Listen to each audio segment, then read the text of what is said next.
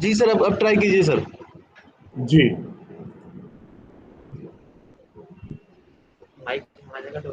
नहीं नहीं, वहीं से सीधा चल।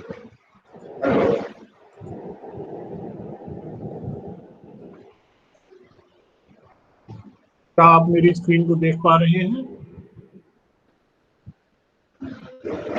हेलो, जी सर, जी सर। क्या आप मेरी स्क्रीन को देख पा रहे हैं? सर अभी नहीं देख पा रहे सर। अच्छा,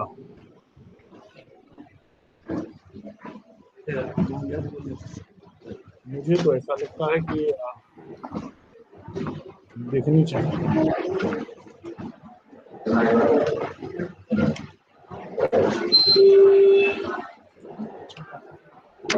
क्या अब आप देख पा रहे हैं मेरी स्क्रीन को? उस दिन जैसे किया था सर, नहीं सुबह भी वहीं से होगा, वहीं से होगा, उस दिन कुछ वहीं से होगा, वहीं से सुबह भी तो चल रहा था। आप करवाइए। चल रहा है, अब शायद आप देख पा रहे हो मेरी स्क्रीन। चल रहा है, चल रहा है। सर वहाँ से ऑन करवाइए ना सर। हेलो,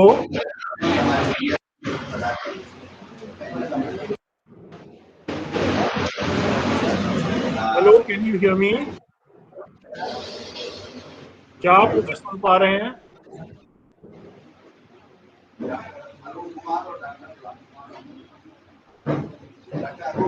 हमारी आवाज़ से हेलो, बोलिए तो बोलिए। हाँ यस सर। जी, क्या आप मेरी स्क्रीन देख पा रहे हैं? हाँ सर, सुन पा रहे हैं। और क्या आप मेरी स्क्रीन भी देख पा रहे हैं? सर स्क्रीन पर आपके कुछ नहीं आ रहा सर, है, आप presentation नहीं आ आ रहे रहा हैं, आपका। प्रेजेंटेशन नहीं आ रहा सर। अच्छा, मैं दोबारा इसको खोलता वहाँ हूँ। से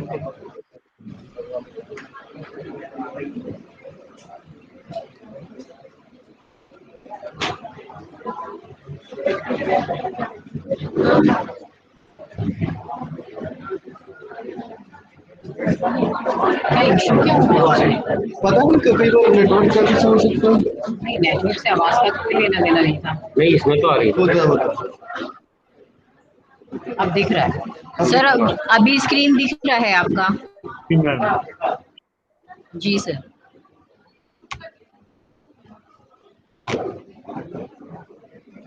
ऑन कहाँ? अब बताइए प्रमोशन जी, क्या आप ऑन है? मेरी फुल स्क्रीन देख पा रहे हैं? हेलो सर दिख रहा है। जी, हाँ जी सर दिख रहा है। पूरी स्क्रीन दिख रही है मैम? हेलो, जी सर। क्या सर आप? विजिबल है सर। जी सर, पूरी स्क्रीन दिख रही है आपकी। Thank you, thank you, thank you. क्या मैं शुरू करूं? हेलो, जी सर। सर आपकी स्क्रीन दिख रही है सर, प्लीज कंटिन्यू कीजिए। जी thank you ma'am, thank you.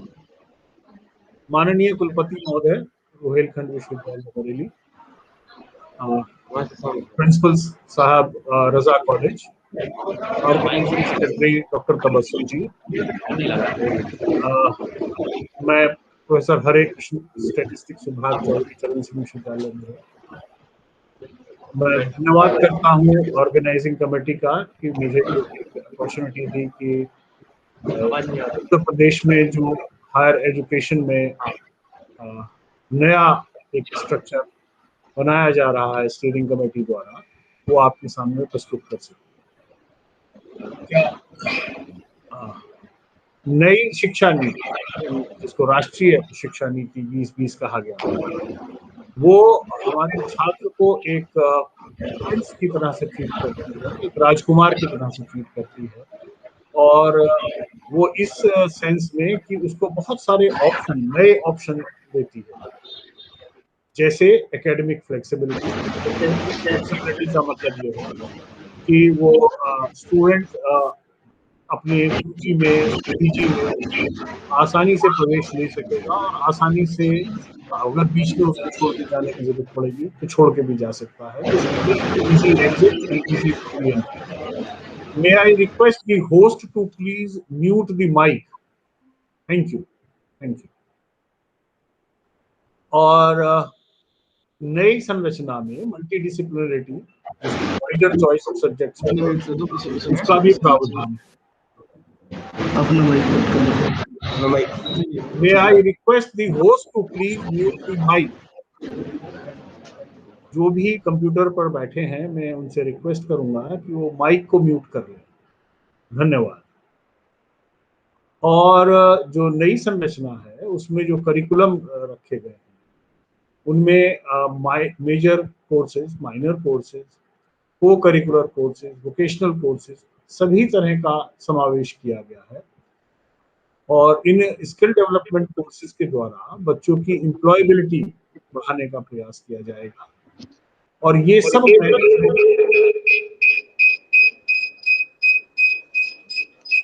May I request? जी, थैंक यू. ये सब जो व्यवस्था मैनेज होगी वो एक एकेडमिक बैंक ऑफ क्रेडिट्स के द्वारा होगी. और ये एकेडमिक बैंक ऑफ क्रेडिट्स बच्चों का पढ़ाई का सब लेखा जोखा रखेगा. और एक विश्वविद्यालय से दूसरे विश्वविद्यालय जाने में किसी भी छात्र को बड़ी आसानी हो जाएगी ट्रांसफर ऑफ क्रेडिट्स के द्वारा.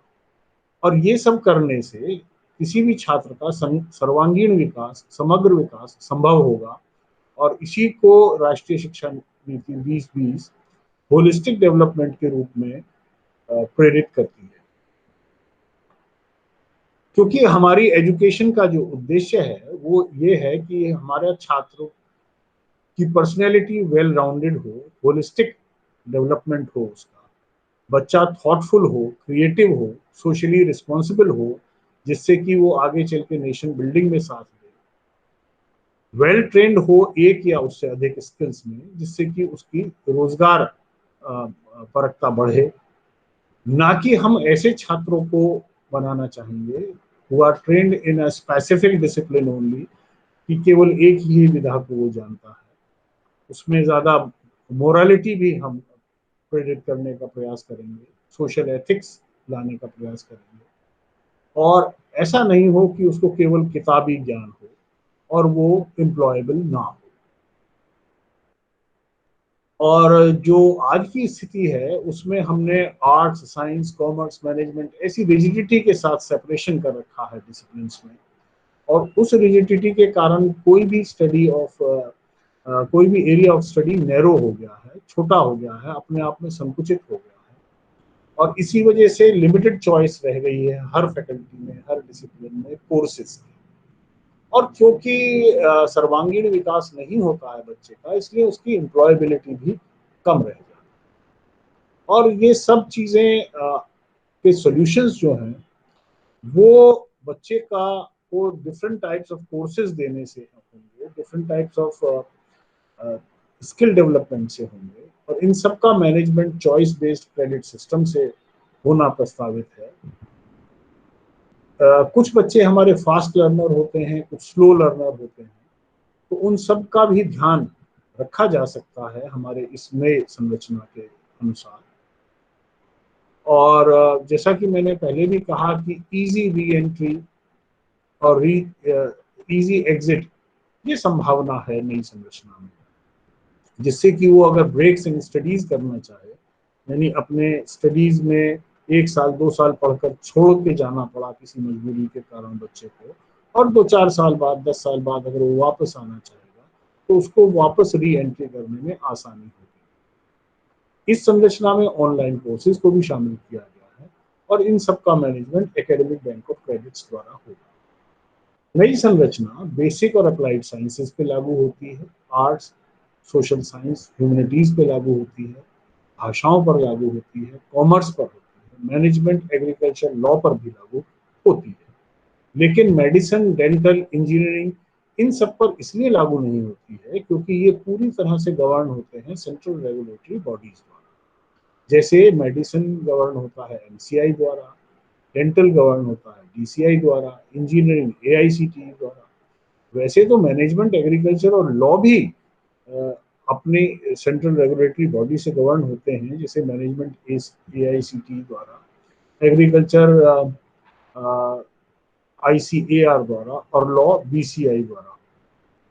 तो इनमें इनमें लेकिन वो काफी छूट देती हैं हमें अपने सिलेबस बनाने की, अपनी संरचना बनाने की, और कुछ गाइडलाइंस देती हैं। तो इसलिए हमने इस संरचना में मैनेजमेंट, एग्रीकल्चर और लॉ को भी सम्मिलित किया है। जो नई संरचना है वो मेजर, कंपलसरी और इलेक्टिव दोनों तरह के कोर्सेज इंक्लूड करती है। कुछ माइनर इलेक्टिव्स भी होते हैं जिससे कि बच्चों को मल्टीडिसिप्लिनरी शिक्षा मिले। स्किल डेवलपमेंट के वोकेशनल कोर्सेज भी हैं। कुछ एबिलिटी एनहेंसमेंट कोर्सेज हैं जिनके बारे में एक टेबल के द्वारा मैं बताऊंगा। और रिसर्च को बढ़ावा देने के लिए रिसर्च प्रोजेक्ट्स, ट्रेनिंग प्रोग्राम्स ये भी रखे गए हैं, जो कि BA, BSc, BCom third year से ही शुरू कर दिया गया।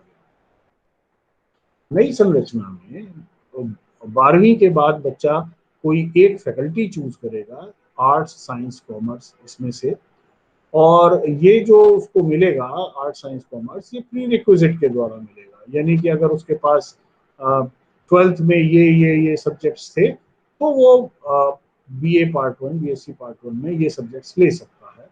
और अगर उसके पास नहीं थे तो कुछ सब्जेक्ट्स तो रेस्ट्रिक्शन लगाएंगे कि फिजिक्स अगर आपके पास 12th में नहीं थी तो BSc में फिजिक्स नहीं मिलेगी, मैथमेटिक्स नहीं थी तो BSc में मैथमेटिक्स नहीं मिलेगी। लेकिन बहुत सारे ऐसे कोर्सेज हैं, ऐसे सब्जेक्ट्स हैं, ऐसी फैकल्टी हैं जिनमें ये रेस्ट्रिक्शन नहीं है।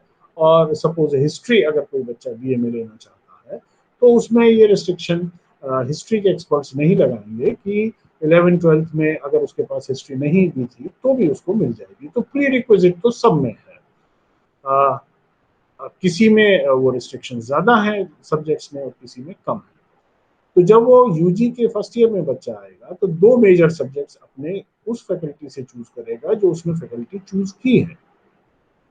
लेकिन जो तीसरा सब्जेक्ट है वो किसी भी फैकल्टी से ले सकता है। For example, science faculty choose करने के बाद किसी बच्चे ने फिजिक्स और मैथमेटिक्स चूज कर लिया, 2 major subjects from his chosen faculty, तो वो जो तीसरा सब्जेक्ट है वो चाहे तो अपनी ही फैकल्टी से साइंस का ले ले, जैसे कंप्यूटर साइंस, केमिस्ट्री, जियोलॉजी और स्टैटिस्टिक्स। और अगर वो चाहता है कि तीसरा सब्जेक्ट में अपना कोई सॉफ्ट कोर्स रखना चाहता हूँ, यानी कि कोई और फैकल्टी का कोर्स रखना चाहता हूँ, तो वो उसको इजाजत है नई संरचना में कि वो ऐसा कर सकता है। और वो कोई लैंग्वेज कोर्स, सपोज वो हिंदी पढ़ना चाहता है तो फिजिक्स, मैथ्स, हिंदी लेने का उसको इजाजत होगी। अगर वो म्यूजिक लेना चाहता है तो अगर म्यूजिक वाले बिना 12th में म्यूजिक हुए देने को तैयार हैं तो वो भी उसको इजाजत होगी।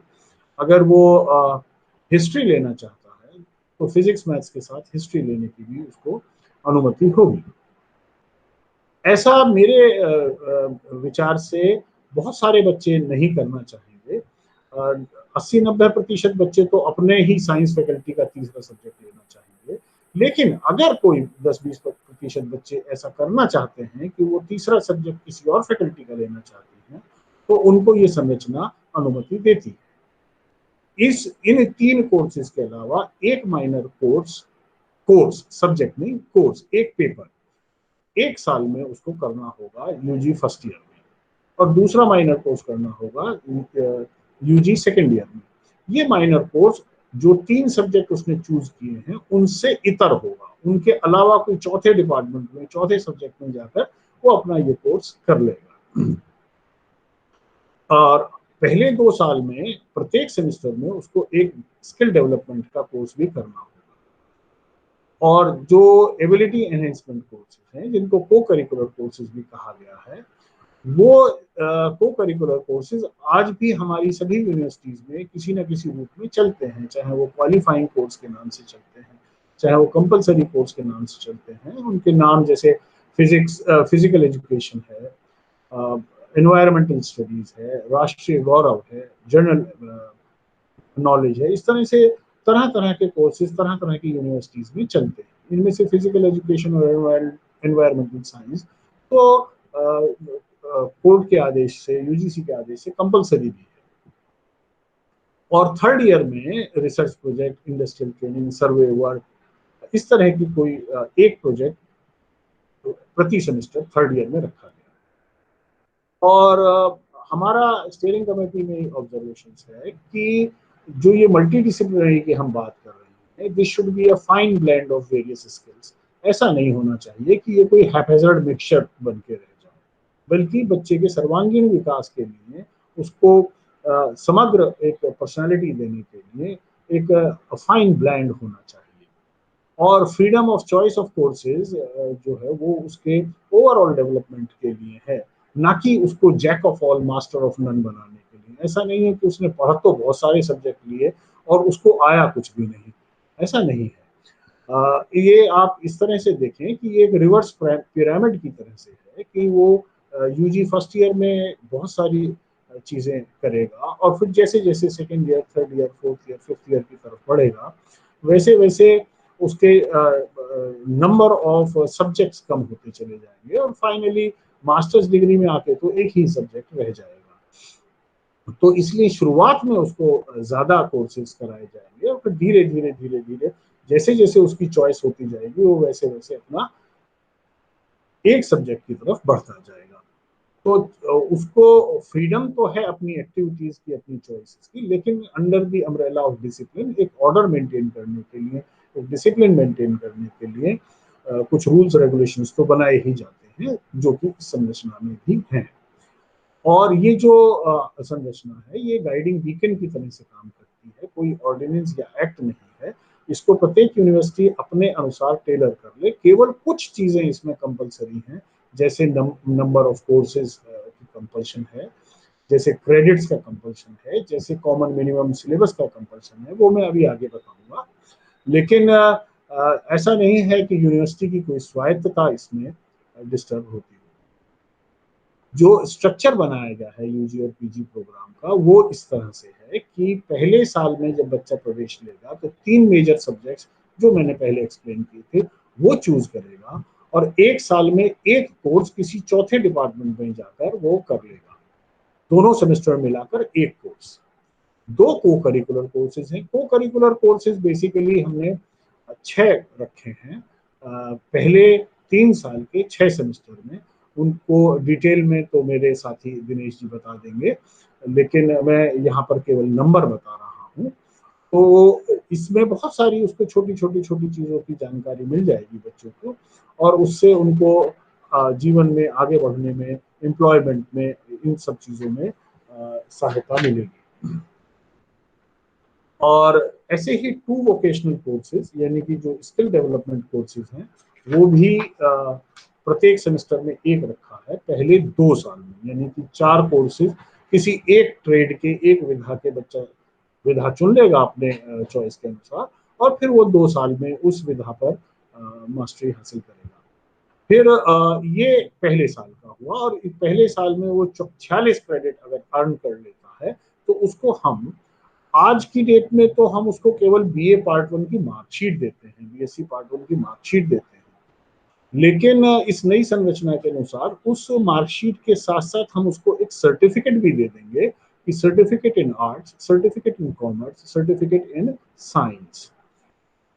अब उसका 1 साल का कोर्स पूरा हो गया। अब वो अगली साल अगर वो सेकेंड ईयर में जाना चाहता है, अपनी पढ़ाई कंटिन्यू करना चाहता है, तो वो सेकेंड ईयर में फिर वही 3 सब्जेक्ट लेगा, एक माइनर सब्जेक्ट लेगा, पेपर लेगा, एक पेपर लेगा किसी चौथे सब्जेक्ट का, 2 को करिकुलर कोर्सेज और 2 वोकेशनल कोर्सेज एक ही विधा के, वो थर्ड और फोर्थ सेमेस्टर में अपने करेगा। और इसमें भी 46 ही क्रेडिट उसको चाहिए अपना सेकेंड ईयर पूरा करने के। 46 क्रेडिट पहले साल के हो गए, 46 क्रेडिट दूसरे साल के हो गए, जो टोटल 92 क्रेडिट्स अगर वो अर्न कर लेता है तो उसको हम बीए पार्ट 2 का मार्कशीट तो देते ही हैं, जो आज भी देते हैं, लेकिन नई संरचना के अनुसार हम उसको diploma in arts, diploma in science, diploma in commerce, इस तरह का एक डिप्लोमा भी दे देंगे। अब सेकेंड ईयर का उसका कार्यक्रम पूरा होने के बाद जब वो थर्ड ईयर में आएगा तो अब उसके 2 सब्जेक्ट रह जाएंगे। इंस्टेड ऑफ 3 सब major subject there will be only 2 major subjects. This practice is there in some of the universities of UP at present as well, like Lucknow, Bareilly and Kanpur. लेकिन मेरठ, आगरा, हम लोगों के यहाँ 3 subject ही रहते हैं तीनों सालों में। नई संरचना में तीसरे साल में आकर 2 सब्जेक्ट रह जाएंगे सभी विश्वविद्यालयों में उत्तर प्रदेश के, और फिर वहां पर कोई माइनर कोर्स नहीं करना है, 2 को करिकुलर कोर्स करने हैं। Vocational course is replaced by A minor research project. तो एक रिसर्च प्रोजेक्ट उसको 2 सेमेस्टर्स में करना होगा। बेसिकली हर सेमेस्टर के बाद उसका इवेल्युएशन होगा, और ये रिसर्च छोटा सा 3 क्रेडिट का रखा गया है, जो तीसरे साल में बच्चे को करना होगा, कोई भी अपने चॉइस के टॉपिक पर, of course under the supervision of a teacher of his college. तो ये अगर करने के बाद फिर वो तीसरे साल में 46 क्रेडिट अर्न करता है, टोटल 138 क्रेडिट हो जाते हैं, तो उसको बैचलर्स डिग्री मिल जाएगी, BA in arts, BA in science, sorry BA, BSc, BCom, और इस तरह से उसका ये 3 साल का बैचलर्स डिग्री पूरा हो गया। अब इसके बाद वो अपनी पढ़ाई कंटिन्यू करना चाहता है तो वो 4th ईयर में आएगा। 4th ईयर में केवल एक सब्जेक्ट रह जाएगा। 4th ईयर कुछ भी नहीं है, जैसे आज हमारा एमए, एमएससी, एमकॉम है, वो इस नई संरचना के अनुसार 4th year of higher education programme है। उसमें फिर उसको कुछ क्रेडिट्स अर्न करने होंगे, 56 हैं एक्चुअली यहाँ पर, और वो क्रेडिट्स अर्न करके टोटल उसके 194 क्रेडिट्स हो जाते हैं। तो आज हम उसको एमए प्रीवियस की मार्कशीट देते हैं, एमएससी प्रीवियस, एमकॉम प्रीवियस की मार्कशीट देते हैं। नई संरचना में उस मार्कशीट के साथ साथ हम उसको bachelors degree with research in arts, in science, in commerce ये भी दे देंगे। और हम बहुत सारी जगह सीबीसीएस जहाँ शुरू हो गया है, वहाँ एमए में एक सब्जेक्ट के अलावा कुछ माइनर कोर्सेज भी होते हैं। नई संरचना में एमए प्रीवियस में एक मेजर सब्जेक्ट के कुछ कोर्सेज होंगे, एक माइनर पेपर होगा किसी और सब्जेक्ट का, ये मल्टीडिसिप्लिनरी के लिए है, और एक मेजर रिसर्च प्रोजेक्ट प्रत्येक सेमेस्टर में रखा गया है। यानी 4 सेमेस्टर जो एमए के हैं उनमें प्रत्येक में एक रिसर्च प्रोजेक्ट है, जो किसी एक टॉपिक पर भी हो सकता है, और बच्चा एक सेमेस्टर में करने के बाद अपना सेकंड सेमेस्टर में टॉपिक चेंज करना चाहे तो वो भी पॉसिबल है। फिर 4th ईयर के बाद जब वो 5th ईयर में आता है तो ये आज का एमए फाइनल ईयर है, जो जिसमें केवल एक मेजर सब्जेक्ट है और मेजर रिसर्च प्रोजेक्ट्स है। अब आप अगर ध्यान से देखें तो ये संरचना ना तो 3+2 है, ना 4+1 है, ये संरचना 1+1+1+1+1 है। यानी प्रत्येक साल के बाद हम बच्चे को मार्कशीट भी दे रहे हैं, और साथ में कोई certificate, diploma, degree, degree with research या मास्टर्स डिग्री दे रहे हैं।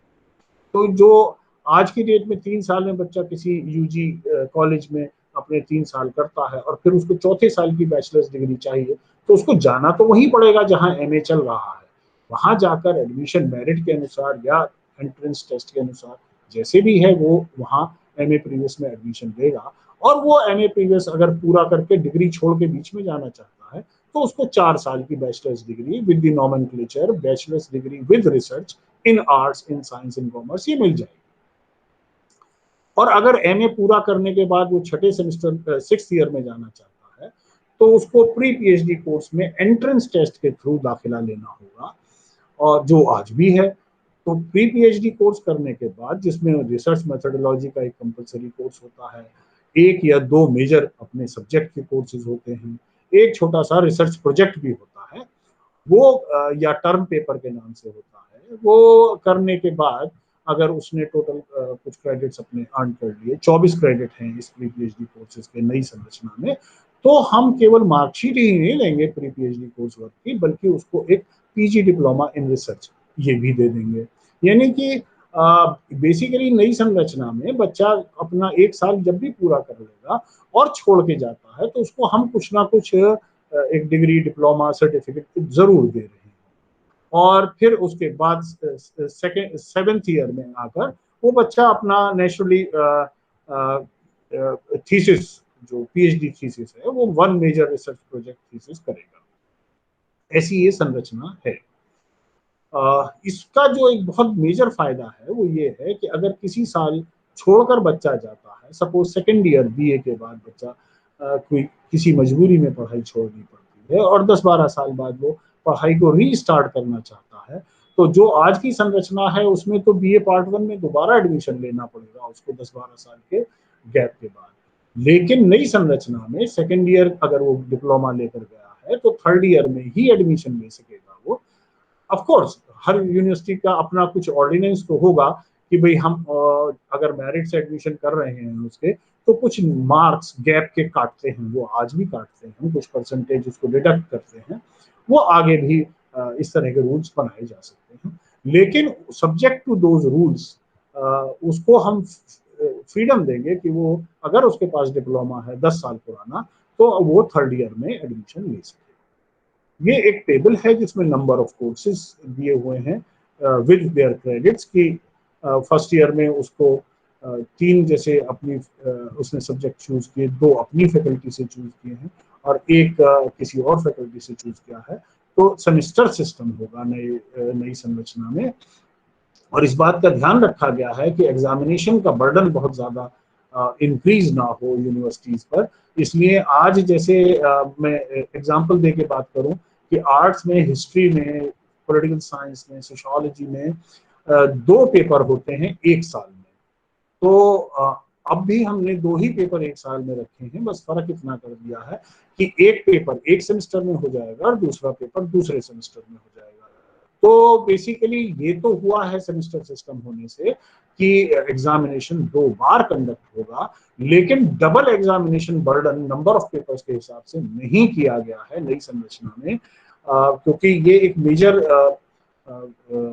कंसर्न था हमारे यूनिवर्सिटीज का और कॉलेजेस का कि नंबर क्योंकि हमारे यहाँ ज्यादा होता है विद्यार्थियों का, इसलिए एग्जामिनेशन कैसे कंडक्ट होंगे। तो इसलिए ये बात का ध्यान रखा गया कि नंबर ऑफ पेपर्स बहुत ज्यादा ना हो, जितने नंबर ऑफ पेपर्स आज हैं उन्हीं को 2 पार्ट्स में डिवाइड करके नंबर्स को आधा एक सेमेस्टर में नंबर ऑफ पेपर्स करा लिए और आधे दूसरे सेमेस्टर में करा लिए। सिमिलरली जो वोकेशनल कोर्सेज हैं वो तो बाहर जाके बच्चा उनकी पढ़ाई करेगा ही। इस समय में कुछ इस तरह का विचार किया जा रहा है कि जो वोकेशनल कोर्सेज हैं, स्किल डेवलपमेंट कोर्सेज हैं, उनको लॉन्ग रन में तो हम अपने कॉलेजेस में ही इनकी फैसिलिटीज डेवलप करें, अपने यूनिवर्सिटी कैंपसेस में ही डेवलप करें, लेकिन एट प्रेजेंट हम लोग ये सुझाव दे रहे हैं कि जो ITIs हैं, जो पॉलिटेक्निक्स हैं, जो MSMEs हैं, प्राइवेट इंडस्ट्रीज हैं, उनके साथ MOUs करके उनको इंडस्ट्रीज को कुछ बेनिफिट दे करके ये कहा जाए कि social educational corporate educational responsibility के तहत आपको ये सुविधाएं गवर्नमेंट देगी, आप हमारे बच्चों को ये ट्रेनिंग दे दें। तो इस तरह से MOUs किए जा रहे हैं उनके साथ, और MSME के साथ तो एक MOU हो भी चुका है। वो जैसे एक हफ्ते में बच्चा जो है लंच के बाद 3-4 घंटे के लिए किसी दूसरी जगह इंस्टीट्यूशन में जाकर ये ट्रेनिंग प्राप्त कर सकता है, क्योंकि ये केवल 3 क्रेडिट का कोर्स है। इसके अलावा जो को करिकुलर कोर्सेज हैं उनके एग्जामिनेशंस का पैटर्न जो सजेस्ट किया जा रहा है वो मल्टीपल क्वेश्चन टाइप है, इसलिए इसमें भी बहुत ज्यादा एग्जामिनेशन बर्डन, इवैल्यूएशन बर्डन नहीं आएगा। इस बात का विशेष रूप से ध्यान रखा गया है कि एग्जामिनेशन बर्डन सेमेस्टर सिस्टम होने की वजह से इतना ना हो कि हम प्रैक्टिकली इस संरचना को लागू ना कर पाए। ये को करिकुलर कोर्सेज है। मैं इसको छोड़ देता हूँ डॉक्टर दिनेश शर्मा जी के लिए कि वो इसके बारे में ज्यादा एक्सप्लेन करेंगे। मैं अपनी बात को यहीं तक रखूंगा आज, क्योंकि समय भी बहुत ज्यादा हो गया है और एक और स्पीकर को भी इसमें बोलना है, और मैं बस 2-4 मिनट अगर कोई प्रश्न पूछना चाहें तो मैं इनवाइट करना चाहूंगा कि ऑडियंस या ऑर्गेनाइजर्स कोई प्रश्न पूछना चाहे तो आई वेलकम।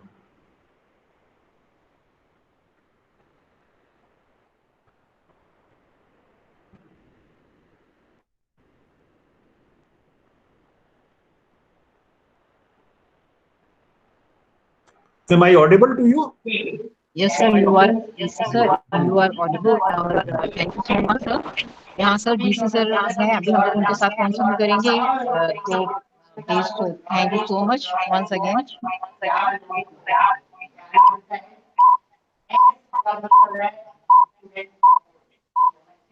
सर मुझे लगता है ऑडियंस में से अभी कोई क्वेश्चन नहीं है, तो थैंक यू। ओके, नमस्कार, थैंक्स फॉर इनवाइटिंग मी। नमस्कार, थैंक यू, नमस्कार सर।